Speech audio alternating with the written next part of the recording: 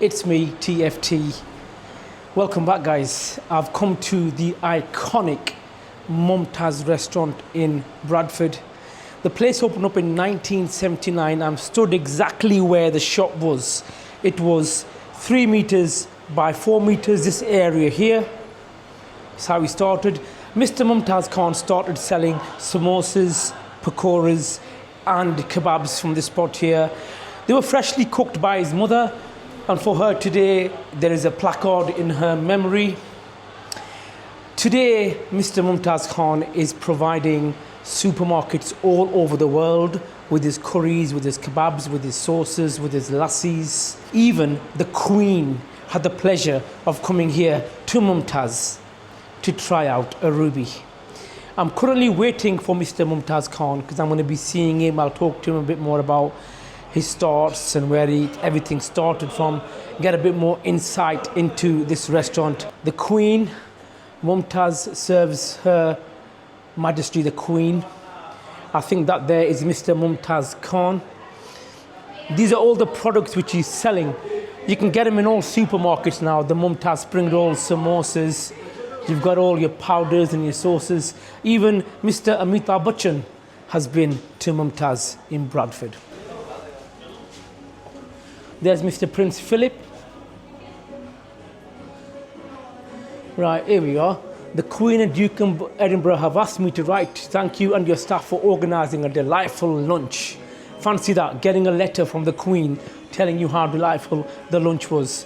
This place is a national icon, not just in this country, but it gets talked about all over the world. Plenty of seating. Right, let's just sit tight and wait for Mr. Mumtaz Khan, the owner and the CEO of this place, to arrive. I'm not going to lie to you, I do feel a bit underdressed. I thought maybe I should have worn a shirt and a tie because I am meeting one of the biggest personalities in the food trade, not just in Bradford, but across the world. He said he ain't going to be too long. For the first time since I started the channel, TFT is actually feeling a bit nervous. Hi, how are you doing? How are you? I do apologize for being a little underdressed. No, it's an absolute pleasure. So am I. No, it's an absolute pleasure. It's And I'm a bit nervous, I'm not going to lie to you. Why? Because you're an icon, my friend, when it comes to the curry world. I used to come here years ago. I've been doing a lot of research on you. I've been reading about you. I'm watching your podcasts from your beginnings to the end. It's just been a fascinating story of hard work, commitment, integrity and everything. I know you're a simple guy. I know that. I'm very simple. I know you are, but I was just saying earlier, am I correct in saying that was the original site of where you started? Can we have a look at that, please? So from here to there, that's the first shop. Right. So basically it's like 3 meter by 4 meter. Right. 3 meter this way, 4 meter long. Okay. Right? That's where I started from. And when was this, 1979? 1979. Right. And this here, I know this is a placard for your mother who helped out. That's right. And I'll tell you a little bit of story on that later. Yeah. Sorry. But what a fantastic place. I've had the pleasure of looking around upstairs as well. Can we go? And I see that Mr. Amitabh Bachchan has been here and the Queen's even been here for a ruby. Well, like we've served Queen and Amitabh Bachchan has been here. So many, Nusrat Fateh Ali Khan, all the Indian cricketers, Pakistani cricketers. And, the list is so big. Right. So, I can't even remember some names that have been here. Wow. And how are you finding business? Prime Minister of New Zealand has been here as well. Right, okay. How are you finding business? Business, alhamdulillah, it's okay. But, obviously, things have changed. The things have gone expensive. And, people who used to come here, like, say, once a week, now they're coming once in 2 weeks. Or, so... Tell me about this, The Queen and the Duke of Edinburgh have asked me to write to thank you and your staff for organising a delightful lunch. That is absolutely fantastic. And that was in 2007? 2007, yeah. Wow.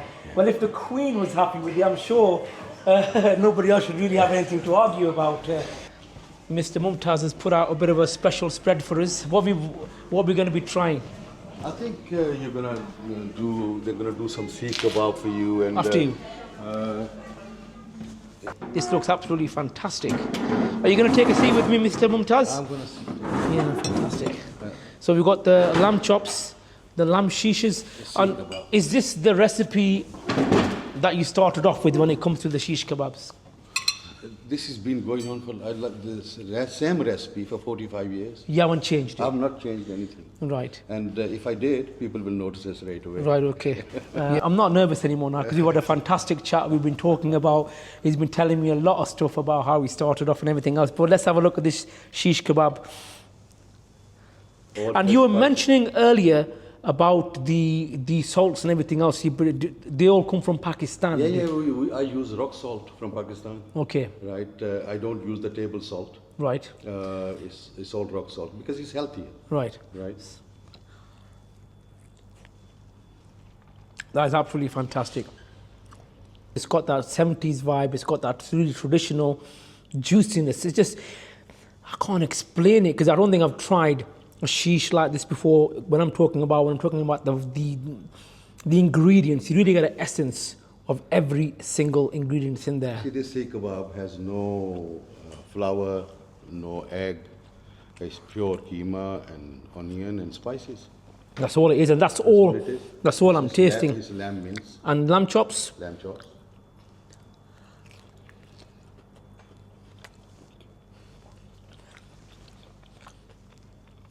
You guys saw how easily I bit into that. Previously, I've tried lamb chops from Akbar's in Middlesbrough. But you know what? These are really soft, really juicy and succulent as well. Would you say your competitive prices? My prices are very reasonable prices. Yeah, competitive. You know, if I was going to do the mutton or sheep lamb chops, sheep chops, then of course the price is different. Yeah, of course. And if you look at my prices and the quality that I give you and the meat that you are eating, right? If you compare it with anybody in Bradford or anywhere else, I'm the cheapest in that way because There seems to be a misconception, don't there? I don't know where it's come from. I think, you know.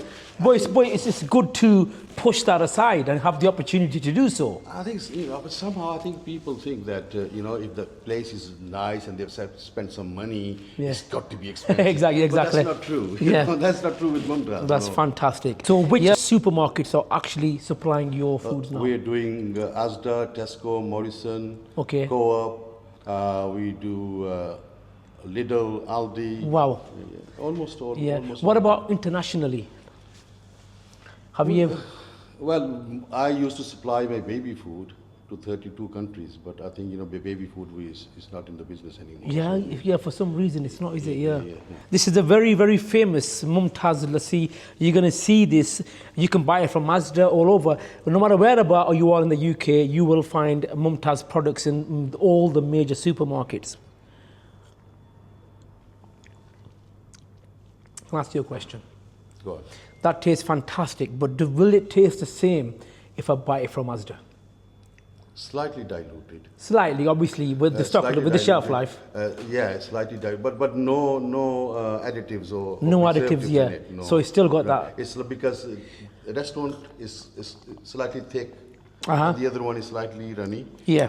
But it's also price structure as well. Yeah, price structure as well. Wow. One thing I've noticed, I've been watching you downstairs. You tend to get involved. You're running around on the shop floor, and I really, really like that. Yeah. You see, when I come to the restaurant, I come here because it's my passion. I love doing what I do. Mm-hmm. And, I like to come and go on the floor and, meet people and, meet my, customers, say hello to them. Then I go into the kitchen and I start cooking as well. I still cook. No way, you still do the cooking, yeah? I love cooking. Okay. I love it. Yeah, because a lot of people, when they get the success, they tend to go behind the doors, don't they? And they're like, let the staff get on with this sort of thing. And you're not from that mold, are you? Right, I think what's he bought here now? Masala fish. He bought some masala fish. Oh, that's a very big masala fish. Oh, wow, take a look at that. When you asked me to come, This was obviously going to be a review. I'm showcasing your food, but it was also about meeting you as the person. Yeah.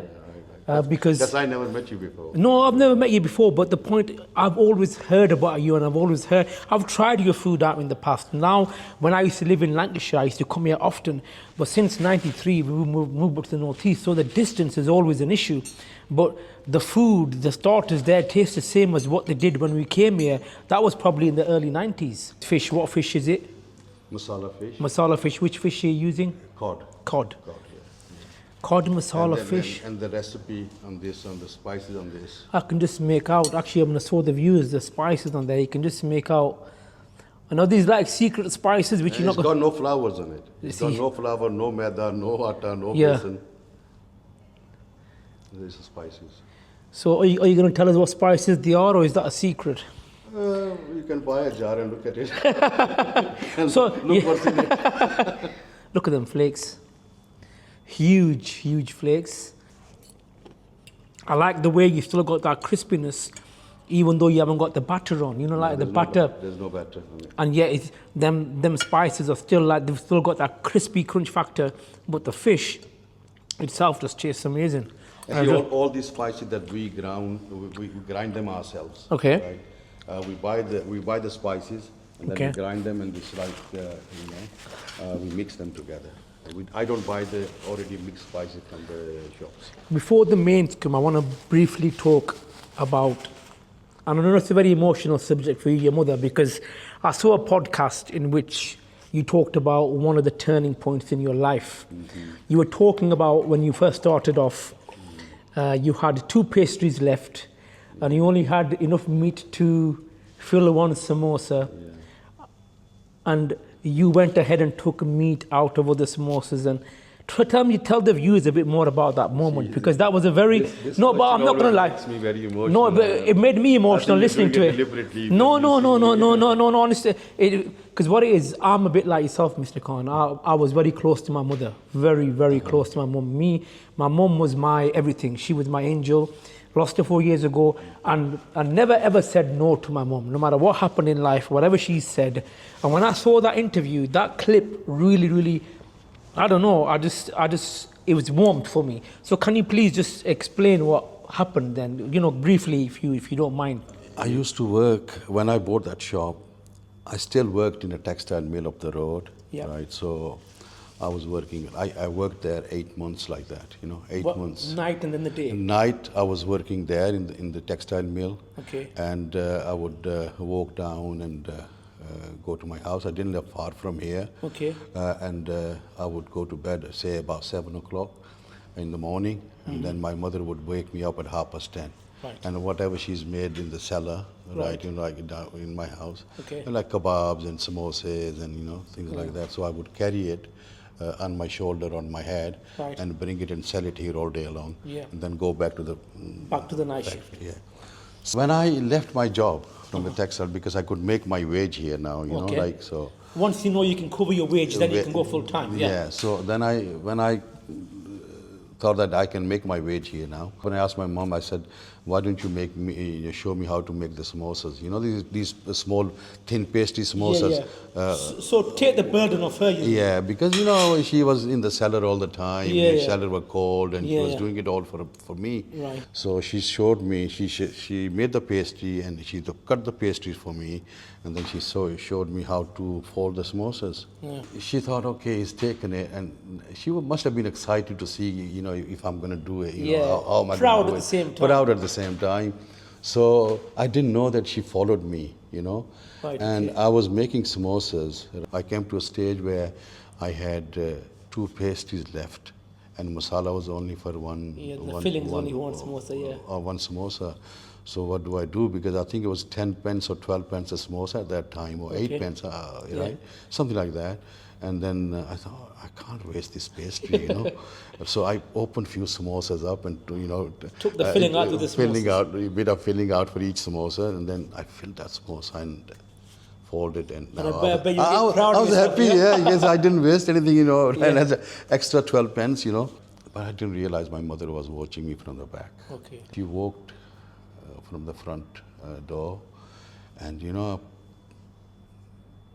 I never saw my mom so stressed out Yeah. and so Upset. Maybe she was yeah. upset at what you And did. you know, she was literally sweating, Yeah. you know, at that time. And she said to me, she said, Punjabi de vich, Yeah, yeah. right? She said, where's the keys for the shop? I said, Kyo? Then where's the keys? I said, in my jacket, Amma. And she said, close the shop, let's go home. And I said, why? Why? What have I done? You know, why? She said, listen, I'm telling you, close the shop and let's go home. I never saw my mother so upset Yeah. and so stressed out in my life, Yeah. you know. And when she said that to me, I said, Amma ki gal hai? Right? I thought that my mom and dad had an argument at home Yeah. and she just Saying, come home. come and, home and, you know, she's Yeah. just taking it out on business. I said, Mom, it's 20 1:20. past, yeah, 20 past 1. And, you know, the customers are coming, you know, they'll be coming. I can't. She said, no, I'm telling you to close the shop and go home. Let's go home. I said, but tell me why. And she said, you know, I've seen you, you've cheated, Yeah. right?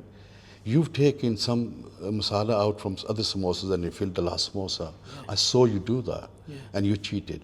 And son, today you're small. Yeah. Close it, Yeah. right? Because if you start cheating, you'll never last. You never last. Yeah. You'll never last. And I guess that's. That was like a turning point in my life, and you know, and and she said I could do that at home, right? But the samosa, the filling that you've taken out for those samosas, are you gonna charge them less? Yeah. You're gonna charge them the same price? Yeah. She said, God's watching. God's watching. Yeah. What are you doing? You know, I didn't bring you up like this, you know, Yeah. to start cheating, you know. So that's the day, as if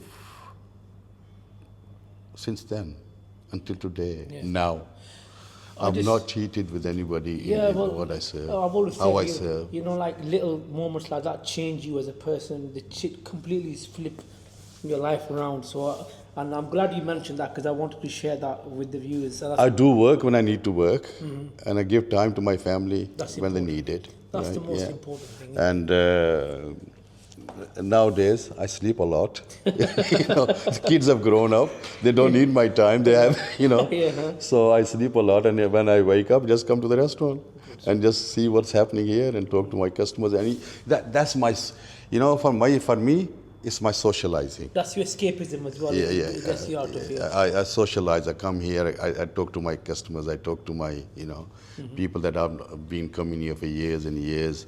Asif, now in the restaurant, I'm almost serving a third generation. Wow. People who have, What, you from know, the same families? from same families. Thank you. Right.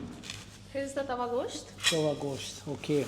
So this is the lamb on the bone, Mr. Khan, yeah? Yes, yeah. And this is the chicken Punjabi with garlic, coriander, Thank and you. some salt on the side. Right. So this is the traditional one. That's a traditional one. Yeah. Right. And this is the original dish you Yeah, well, that's how it started. This is half a kilo. half a kilo. Half a kilo. This is half a kilo. And Everything's by weight. Yeah, and this is the more revolutionized, would you say, or No, I wouldn't say it's revolutionized, but I think, you know, the tawa dish existed, of course, but, you know, like it's all cooked on the tawa. But tawa is normally maghz and, you know, the brains. brain and keema. But Yeah. to do lamb tawa or chicken tawa, it was a bit difficult, so it took time. Yeah. And would customers usually eat it out of this, or would they usually It's, put it's a your plate? choice. No, but If what you're do sharing most it, people do? if you're sharing it, then of course you dish it out. Do you think I'm going to share this with you? I hope so. It smells amazing. It smells amazing. Eat it in there. You're going to put it in the plate, No, or we'll just eat it out of here, man. And your naans are very, very soft. They've almost got like a chapati kind of texture, haven't they? my naans are unbeatable, man. I'm sorry. I like his confidence. I really do. Try that. The masala, I'm going to try the meat now because I just got the curry sauce there. I'm getting a real sense of, you said it's not traditional, but it tastes very, very traditional, stroke modern. Almost like a contemporary curry. One of those curry that you could eat at any time or any day. It just tastes absolutely fantastic. This has got no powder spices at all. No powdered spice at No all. powder spices at all. Nothing apart from black pepper Oh yeah. right? Natural, Nothing else. It's cooked only with ginger, tomatoes, and green chilies, and a bit of. That's all. That's what it's cooked with. Well, I do apologize, but simple ingredients, but that tastes absolutely fantastic. It really, really does. This is really. I love this dish. This is amazing. I'm not going to lie to you, I've not been to Mumtaz since probably 92, 93. That's the last time I came here. Right. And the food still tastes absolutely fantastic. It really does. Question, how many chefs in the kitchen?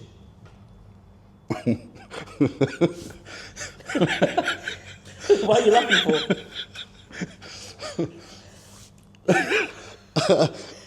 It's strange. I find that funny. Why? You've got to have chefs in the kitchen to run a restaurant. Yeah, I'm the only restaurant in the country who has no chefs. I have no chef. You have no chefs? No, there's no chefs. So who prepares the food? I'm the chef.